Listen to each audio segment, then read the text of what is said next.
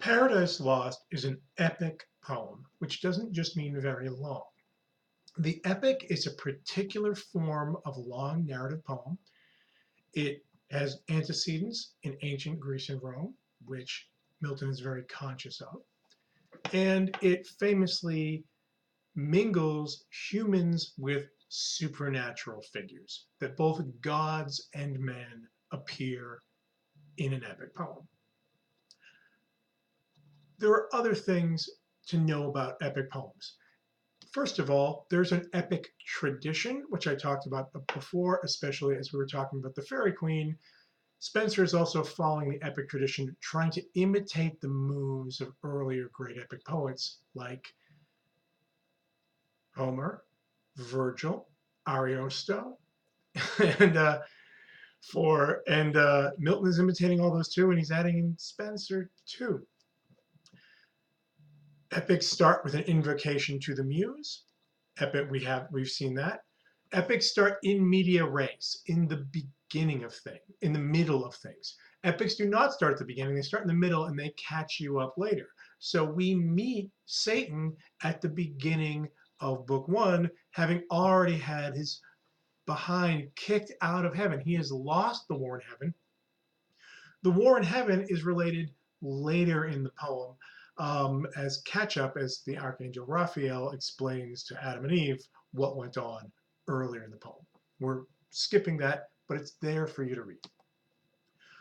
We have moments like we have epic similes, which we've seen before, these very long similes. And if you think that Spencer seemed long, sometimes a simile, a whole 9-line Spencerian stanza long, Milton takes it to the next level, man. Like those similes, this is like, and then a long kind of thing, that a long comparison. The epic simile, very much part of this tradition.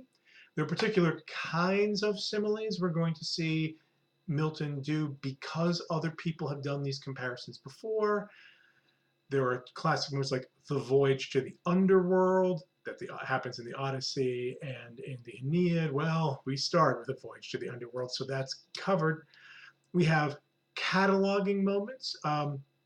So remember in book 3 of the Fairy Queen, where I'm sorry, Canto 3 of book 3 of the Fairy Queen, where Britimer's reading this history book and it's just a long genealogy of British kings who turned out to be made up anyway.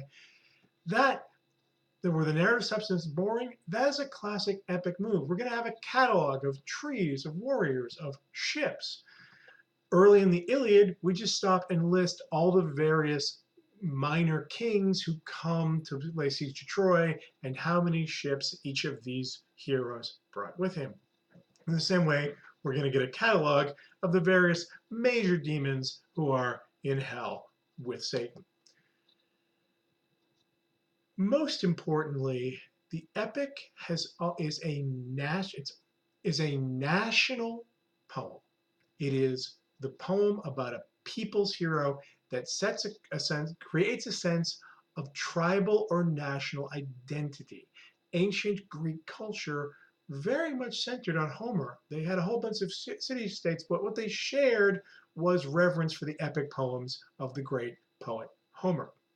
The Iliad, the Odyssey. The Aeneid is about a sense of what it means to be a Roman and who the Roman people are and what their destiny is. Spencer had already tried to write an epic poem about being British. That's the Fairy Queen. And that's worked, but it's not finished. There's maybe room for another epic poem, Milton feels, and he's clearly correct because there's space for this. Milton sets out to write an epic poem, and that should be the epic of the English people or the British people, depending on how you want to define that nationality. He chooses instead to make it about the Bible and therefore about all of humanity. By choosing Adam and Eve as the center of his epic poems, Adam and Eve, well, the English believe they're descended from Adam and Eve. The English also believe everyone is descended from Adam and Eve. This is a move to a more universal epic, an epic about humankind, of man's first disobedience and the fruit of the forbidden tree. mankind, humanity. That is the people for whom Milton is setting his great English epic. Not just being British. He had a plan that he abandoned to write an epic about Arthur and his knights.